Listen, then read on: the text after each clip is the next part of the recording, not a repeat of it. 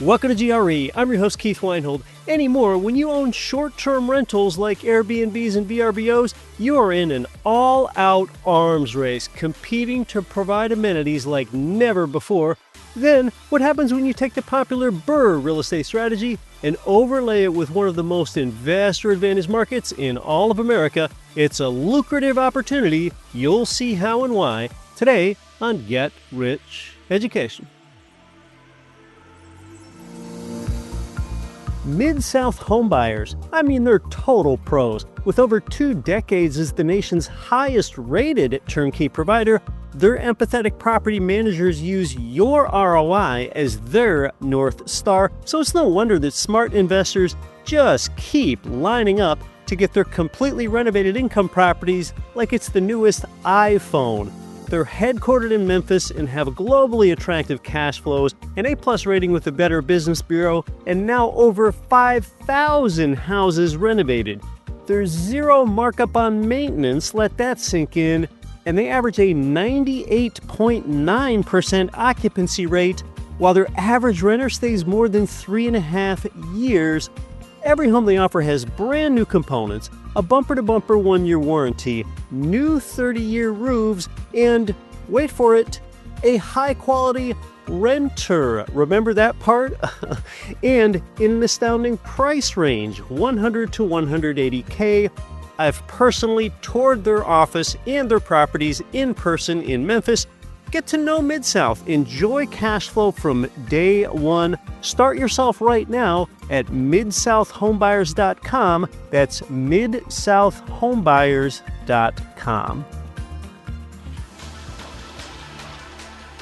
You're listening to the show that has created more financial freedom than nearly any show in the world.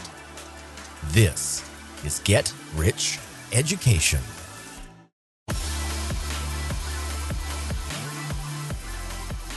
Welcome to GRE, from North Conway, New Hampshire to Northport, Florida, and across 188 nations worldwide. I'm Keith Weinhold, and this is Get Rich Education.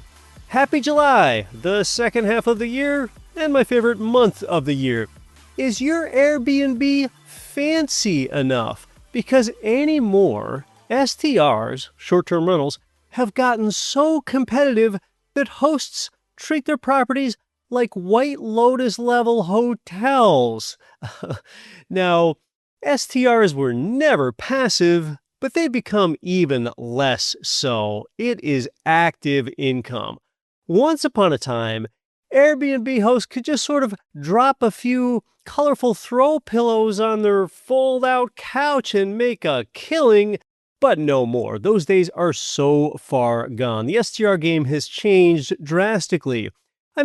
You used to be able to list a basic home with generic furniture that you got at Costco, minimal amenities, no Wi-Fi, and still get it booked. But today, it will sit empty unless you offer more than just a place to sleep. You have to build an experience for Airbnb guests now. Increasingly, hosts are doing things like adding outdoor kitchens, arcade machines, putting greens, even basketball. And now, though these upgrades do cost a lot up front, they can pay off. These amenity types can double your nightly rate, but they come with more responsibility and more to maintain. More guests are expecting a flawless experience. The trend is that Airbnbs are becoming full-scale hospitality operations, and if you don't treat it like one, you're going to fall behind. So simply having a nice house, that just no longer cuts it.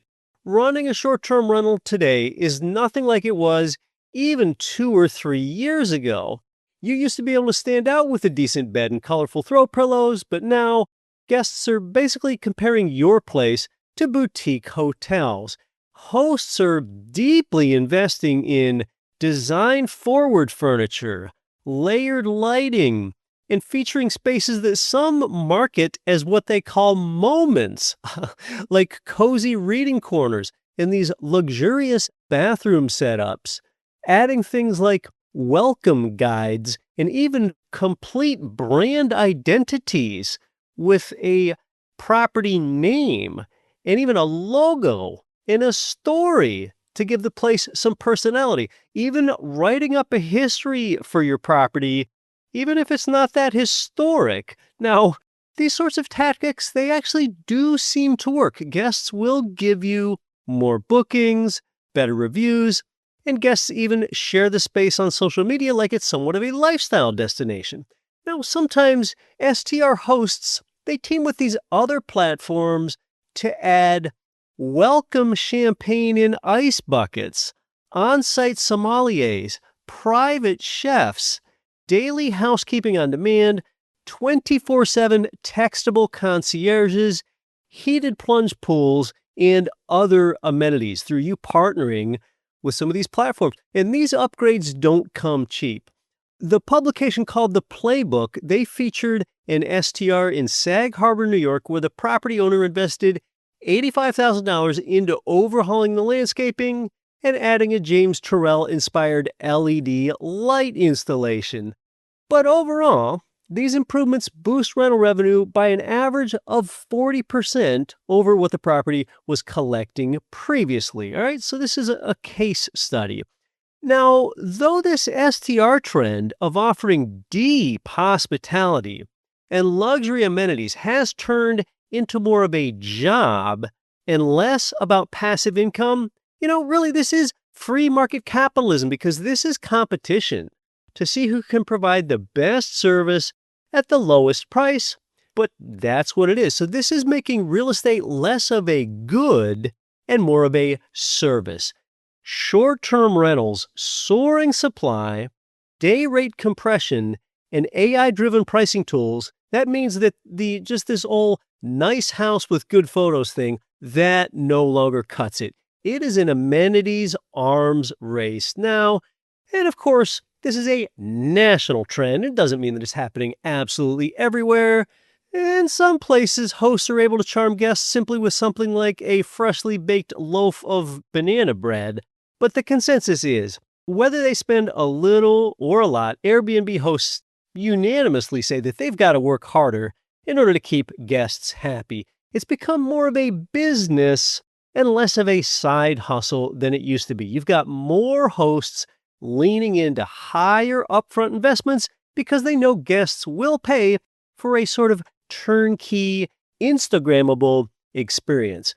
And this really is a classic early adopter issue, just like a lot of things. Airbnb launched in 2007, by the way, so this sort of first wave of Airbnb hosts, back around 2012 to 2015, they were riding a blue ocean. Back then, there was virtually no competition, there weren't any standards, and there were plenty of bookings, and that made a lot of hosts pretty fat and happy, but that's not where we are now.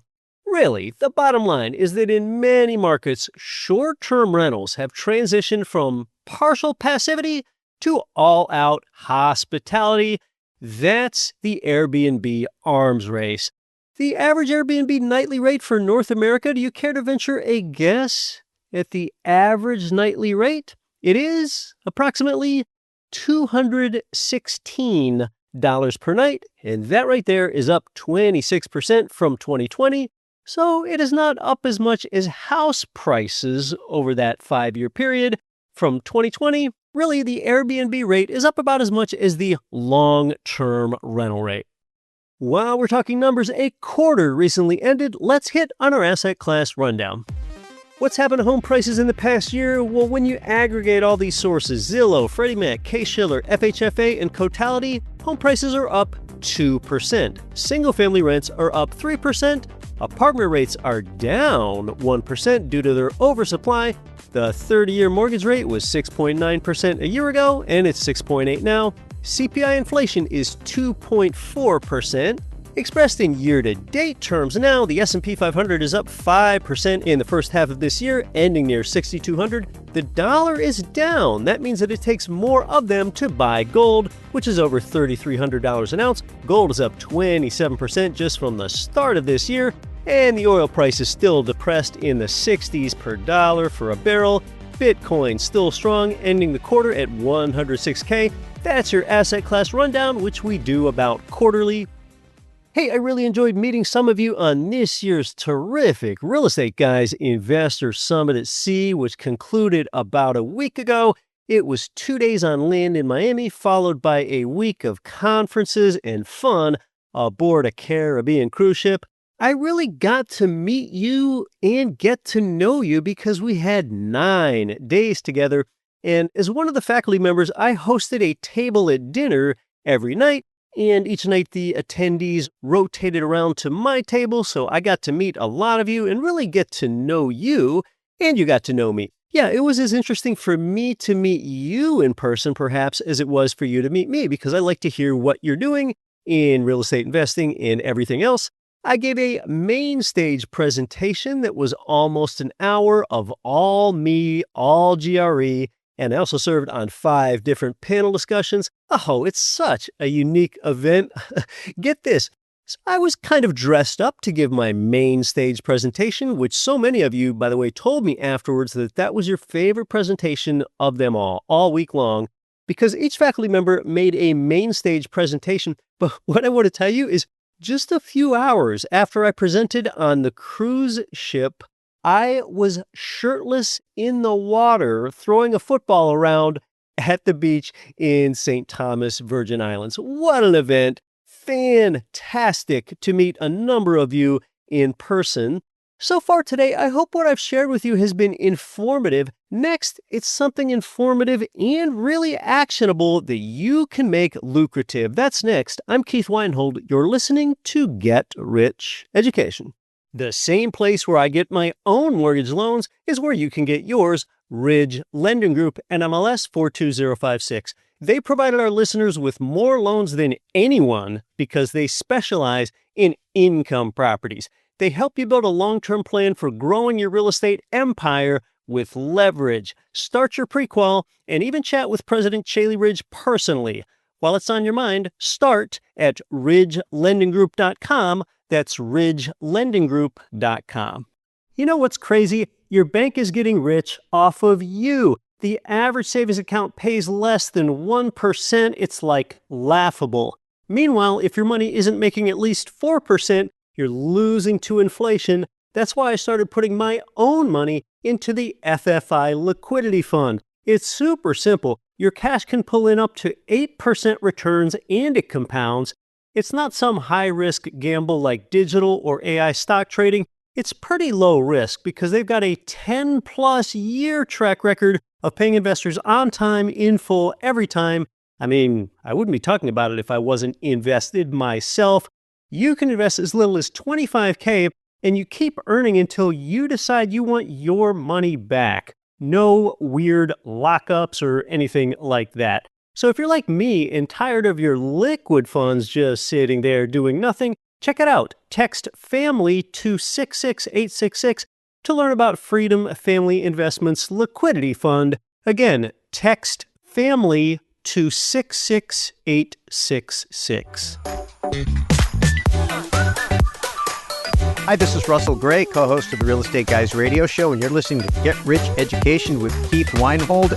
Don't quit your daydream.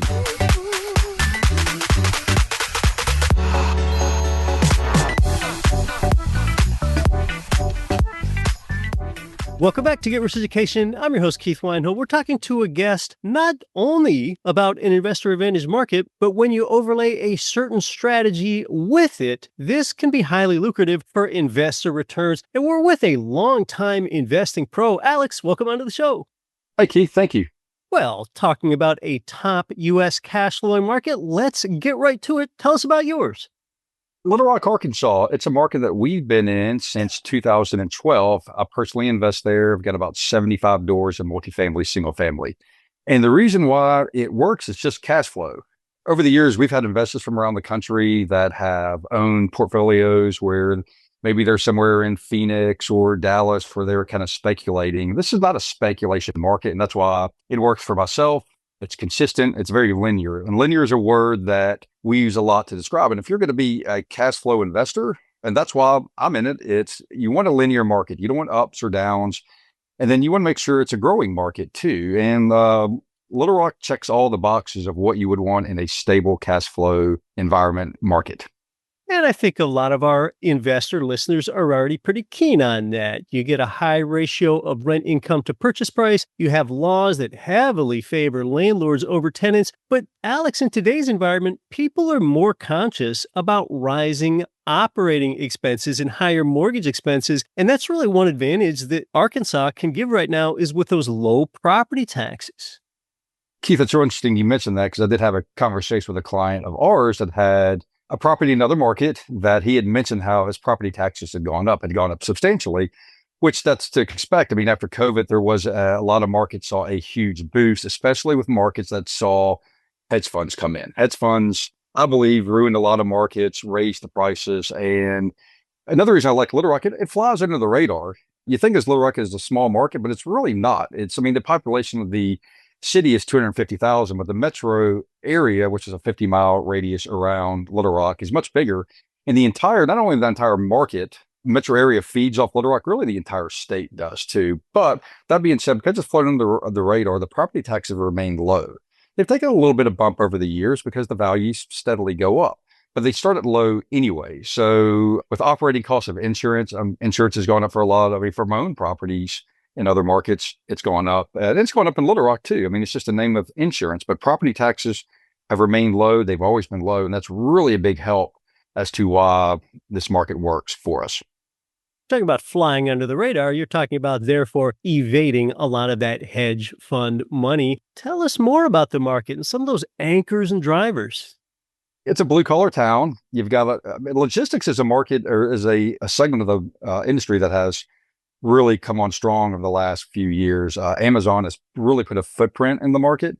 Healthcare is a huge market. Like I mentioned earlier, not only does the region feed off Little Rock, but the entire state. It's the hub of healthcare for the entire state of Arkansas. And of course, it's government. Government provides a lot of jobs. The good thing about government jobs is they're maybe not on a national level anymore, but on a local state level, it's hard to get let go from a government job unless now not on a federal level, but it's very steady. So a lot of steady blue collar jobs. And that's what you want for a strong resident base, especially in the type of properties and $1,000 to $1,200 price range. You want those blue collar, steady growing jobs.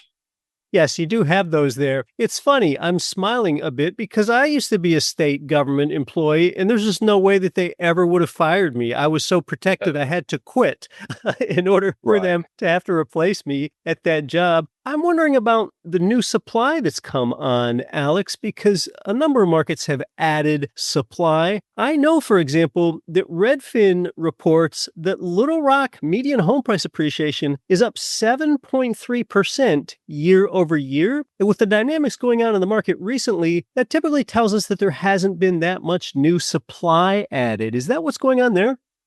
No, there hasn't been a lot of new supply. I just think with Little Rock and every other market, the mortgage rates have gone up, home ownership is down. During COVID, it was really hard to get an investment property. For what we did, sending out our list every week, it was basically send out our properties, people hitting send and not even knowing what they were reserving. Rates were just low. Right. Everybody's jumping in. It was hard to get inventory. So now what we have is, higher rates. That scares some people off. It pushes some people out of the market, but it also creates opportunity. I feel like this is the easiest time. I've been investing in real estate since 2007. That was the foreclosure crisis, Great Recession, and it was a lot of foreclosures on the market. And that's how I built a big chunk of my portfolio. But now it's just a matter of there's not as many people in it. So for us, there's just more acquisitions for us to go out and get. There's still distressed homes on the market where individuals don't want to hire a realtor. They just want all cash offers. They're ready to get rid of them. And that's where we step in. And without as much competition, like I said, we kind of fly under the radar.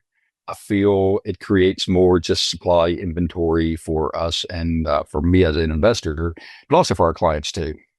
With that in mind, and again, a lot of our audience is already on board knowing that Little Rock in Arkansas is a good cash flow market with stable long-term fundamentals. But in order to make it more profitable, you've overlaid it with a certain strategy there in Little Rock. Tell us about that. So the BRRRR strategy, Yes. it's able to work now because there's not as many buyers in the market. So basically the way the BRRRR strategy works is we acquire a property. And I'm just going to use very round, simple numbers for simple math. Makes it easier on me. And we're talking the BRRRR strategy. That's buy, renovate, rent, refinance, and repeat. Those are the 5 investor steps. Correct. And so that's what we do is we buy, let's just say the B. Let's take the B, for example. We buy a home and we buy it for $60,000, where I'm just talking like if I own the home. And then I put $20,000 into the deal. So now I'm all into it for $80,000. And you have to remember there's some in-between cost of closing costs. I'm just talking just very general strategy. You buy it for 60, you put 20 into it, and all of a sudden you're in it for 80 and the value comes back at 100. So you're in it for 80% of the after repair value. Most Fannie Mae lenders will do 75%. So if you purchase a house outright, you can put 20% down. But if you are doing a refinance, they'll do it at 75%. So instead of buying a home and putting a down payment up front, you're using equity in the deal. And that's what the BRRRR strategy is. Buy, renovate. So we buy it, we renovate it, we refinance it, we rent it out, and then we repeat it. So it allows for investors to scale their portfolios quicker and stretch their money a little bit further. So if I've got $50,000 and I want to invest in real estate, if you purchase a home, you're bound by the down payment. Once you put that down payment, I wouldn't call it sunk cost, but that money's gone for reinvesting. The BRRRR model allows you to stretch that money a little bit further. Now, like I said, I gave pretty basic numbers to the deal, but that's what you're going for, some equity in the deal. And that's what we're able to provide for ourselves and for our clients. So let's review that numbers on a Little Rock BRRRR. We're making a $60,000 purchase with a pre-renovated property. Then the investor puts another $20K into it for the renovation. So now they're all in for $80K. And they get a $100K appraisal on that property, and then they can borrow, say, 75% of that there. That is the refi portion, the 4th letter of the BRRRR acronym. So therefore, they've got $80K into it, and they got $75K back, meaning they would only have $5K into it, but maybe another $5K for closing costs. And now they only have $10K in to a $100K property. That's the appeal. That's what we're talking about here with the BRRRR strategy. I mean, you're exactly right. And as I mentioned, I use some really basic numbers because when you're using, 100,000, 60 and 20 makes it very basic. It's pretty hard to find a deal worth 100,000 these days. Even when we started in the industry, 100,000 was a pretty cheap after repair value. Probably the mean value of the homes that we're dealing in is probably around 140 to 160, but same principle based on those same logic, that what we just talked about. I wouldn't say, 5 or 10K out of pocket, but if you're talking about purchasing a deal with 25% down versus doing a BRRRR, you're probably going to be in it at 15% out of pocket cost, 10 to 15%, as opposed to putting a down payment of 25%. But the big thing is you're getting money back and you're not putting as much. So it's great for scale. I don't know if you'll talk about DSCR lending very much on your show, but that's something that a lot of our clients, and that does 80%. So we have a lot of clients going that route now too. Okay, so you could do 80% with debt service coverage ratio loans. But to drop back in our example, to help be clear, the investor has 80K of their own skin in the game into the property. 60K for the purchase, 20K for the renovation. Even though they only have 80K in, it appraises for 100K, that ARV, that after repair value. Why is the after repair value 100K when you only have 80K into it? Why is it more? That's based off comparable sales. So when you're in it at 80 and you're going to refinance it through a lender, they're going to send an appraiser out, and an appraiser is going to pull comparable sales within that neighborhood. So just because you're in it at 80, the appraiser is going to go pull 3 comps very similar to that home. So if we're selling a 3-bedroom, 1-bath, they're going to pull 3 comps that are 3-bedroom, 1-bath, relatively the same size look. If it's got a carport, they're going to try to find 3 houses with the carport. So in theory, that's what they're doing. They're pulling comparable sales and developing a value based on recent sales. So it's that you have this knowledge to buy in neighborhoods and buy in certain submarkets where when you know that capital is added and renovations are made and a rehab period, that they do tend to appraise for that value based on the comparables that are already there. Yeah. I mean, if we were to take the same house at 60,000 and didn't do any work, he would then say, well, you've got some comparables here versus 100, but you can never sell this home for 100. These are the things you have to do. And that's what we do during the first R, the renovate of the acronym, is to renovate the home to the condition that the appraisers feel that are comparable for the neighborhood. And that's a real important part, is comparable to the neighborhood.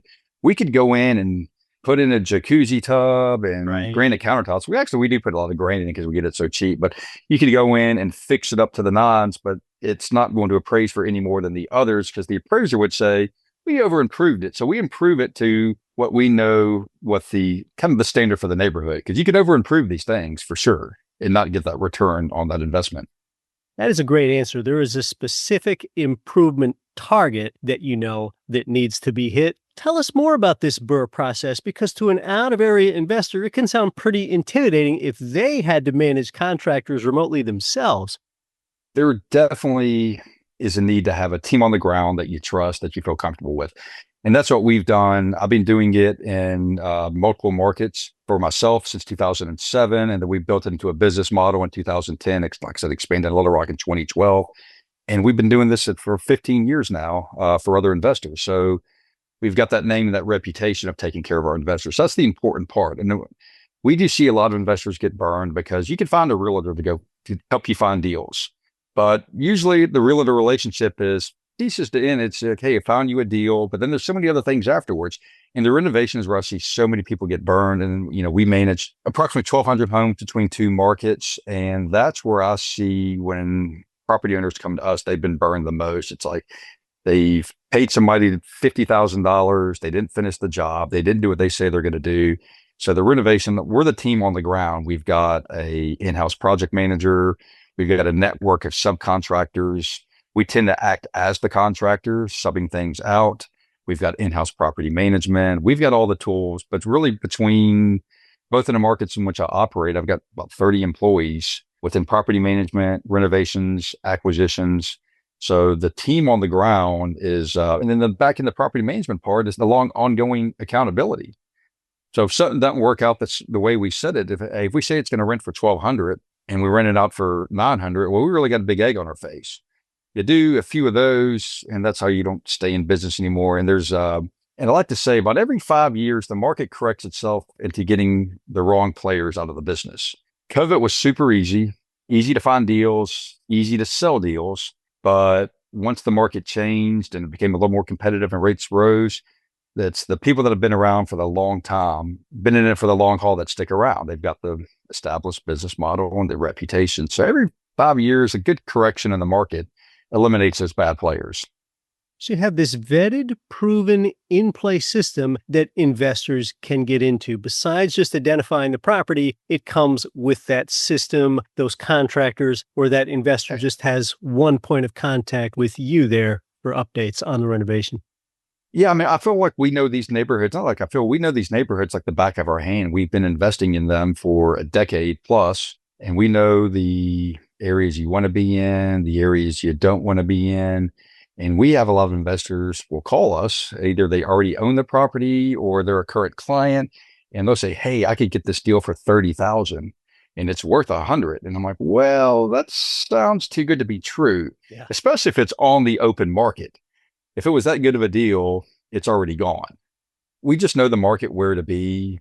We know what to pay. We could pretty much, just through our experience, identify a house. We know probably within about 5 to 10% before we even dive into comparable sales of what it's worth.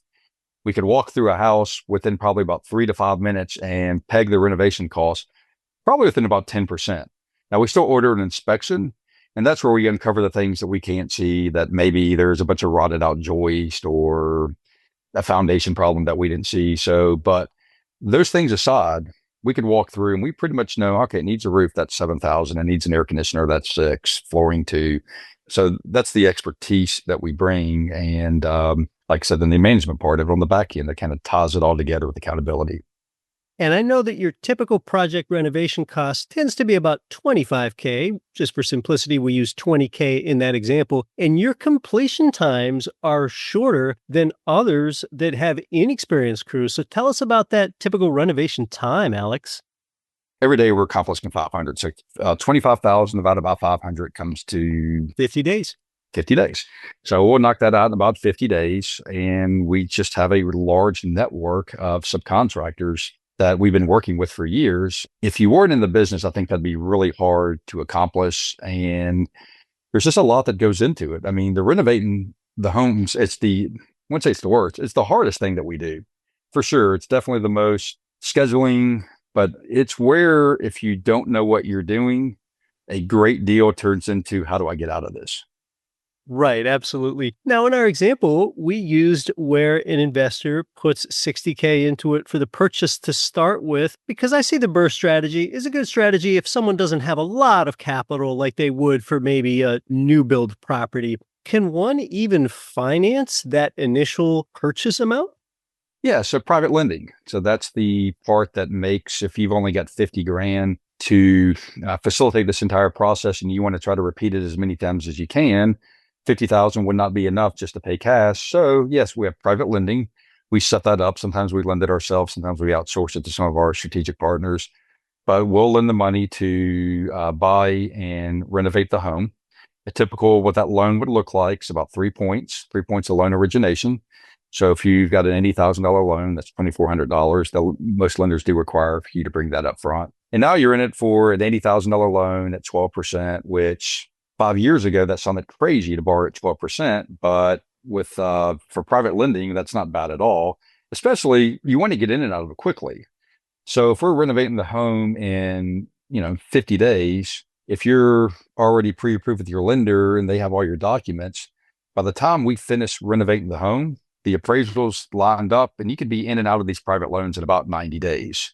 A lot of that depends on the lending side, that you're giving the lender what they need, but ideally, you want to be in these things about 90 to 120 days. So $80,000 loan at 12%, that's $800 a month. So if you're in it for 90 days, 800 times 3, 2,700 plus the loan origination fee. But that's how you do it. You're just borrowing money to finance the acquisition, the rehab, and the refinance. That is an option for you if you don't have the cash here to come in with these BRRRR strategy properties. Alex, tell us more about it. Really, what I would like to know is when an investor gets their appraisal, their after repair value, how many want to sell it for a profit and how many want to hold it with a tenant for long-term income? So far, 0 want to sell it for a profit. If you're all in it for 80 and then you're selling for 100, once you sell it, there are other fees involved. You got to hire a realtor. Right now is a great time to hold. It's a slow real estate market. I don't think Little Rock, from an aspect, is where home ownership is down. I think that's a nationwide thing. So I think if you're going into this, you certainly want to look at it from perspective. This is a buy and hold.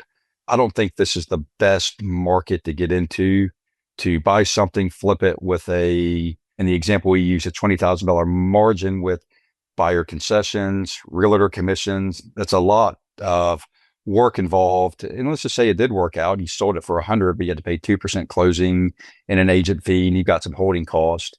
Let's just say you netted 8,000. That might be good for a 6-month return, but I feel like there's a lot of risk. I feel like our job as what we do for our clients is to minimize risk. So if someone came and said, "Hey, I want to flip it," I would say, well, I don't think this is the best market for it right now. I think you want to get into this buy and hold.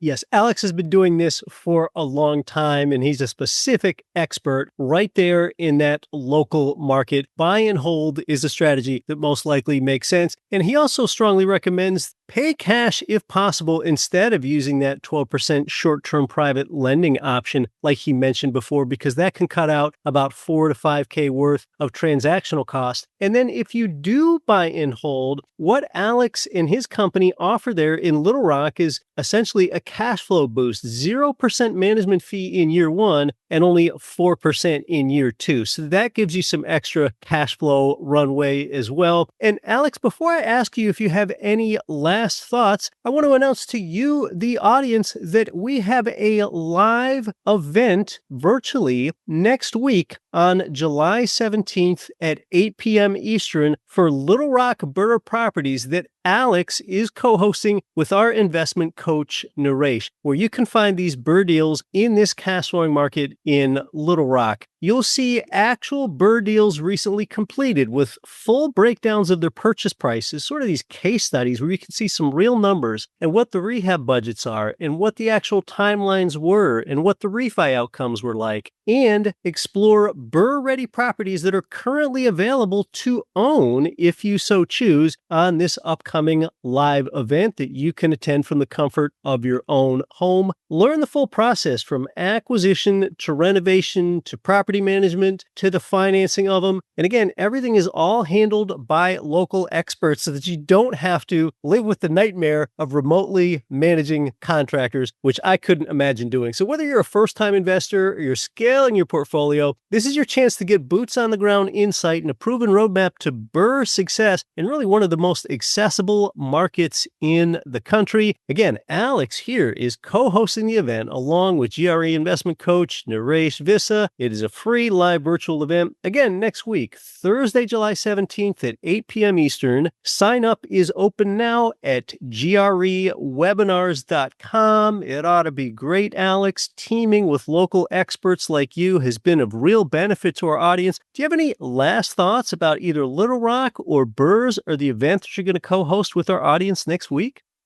So here's my last thought as you were, kind of concluding, and I was reviewing what we had talked about. And one of the questions we get sometimes, it's a fair question, is like, well, if this is such a great deal, why don't you keep all the deals? So we hear that from time to time. And the simple answer is we do. We do keep a lot of deals, and we're buying more real estate now. Like I said, I feel like it's the easiest time to get into real estate. So we do keep a lot. We're building a very large portfolio right now. But the house flipping to investors is just another business model that we have, in property management too. And we love property management, and we love building investor relationships. We've had a lot of investors we've had been with us since day one that we've developed really tight relationships with. So yes, we do keep a lot of the properties, and we sell properties too. And it helps us build our management company, which you don't hear too many people say this, but we actually love property management. That's a hard thing to love, but we actually like it. That is more weird than Tom Wheelwright loving taxes, perhaps, but Right. I want to deal with somebody that really loves what they're doing, especially when they're protecting our asset, and probably more importantly, when it comes to property management, protecting our time. So That's right. Alex, well, our viewers and listeners are really looking forward to it next week. Again, that live event, Thursday, July 17th at 8 p.m. Eastern, is something that you can sign up for now at grewebinars.com. Alex, we're looking forward to it next week. Hi, Keith. Thank you.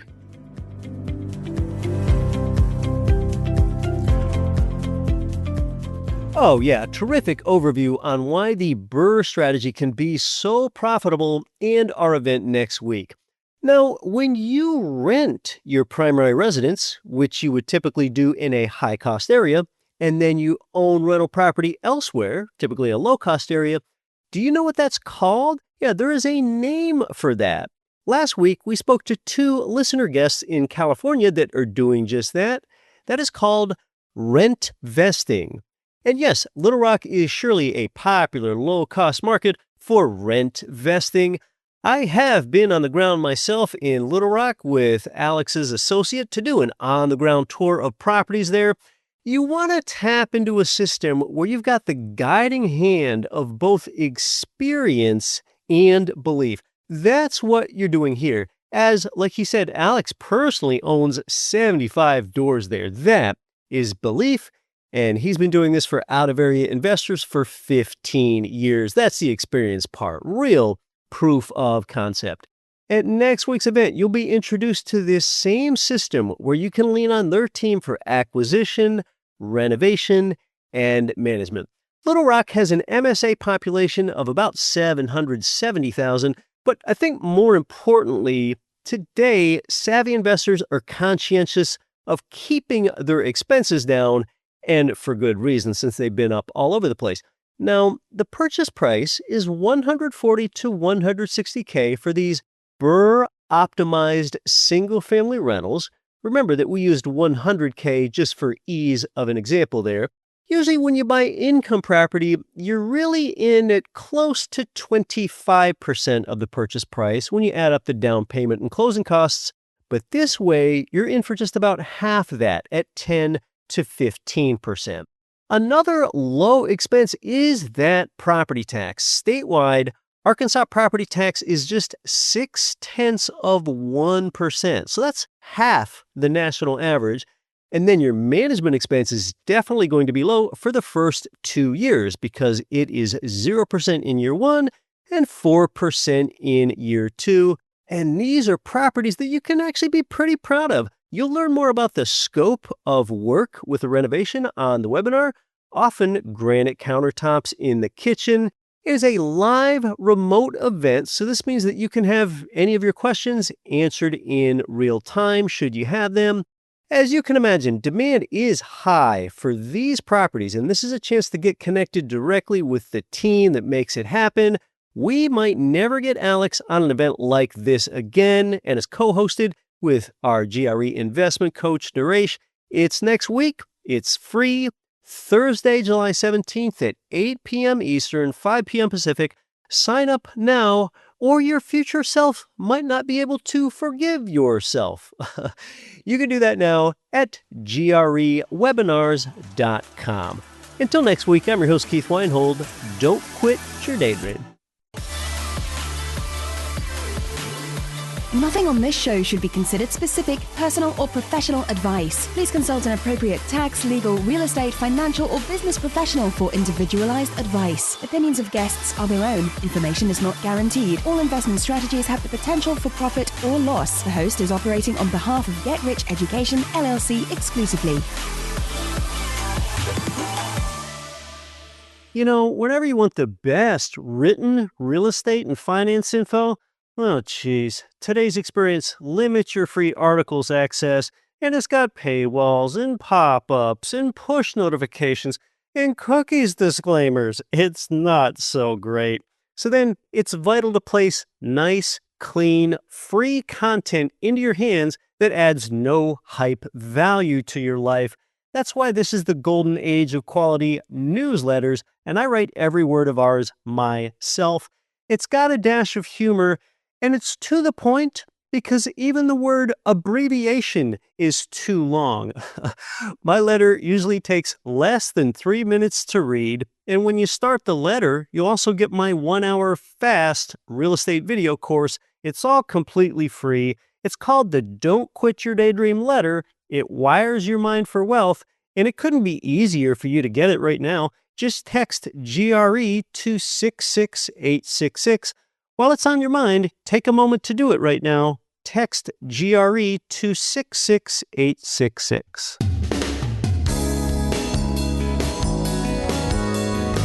The preceding program was brought to you by your home for wealth building, GetRichEducation.com.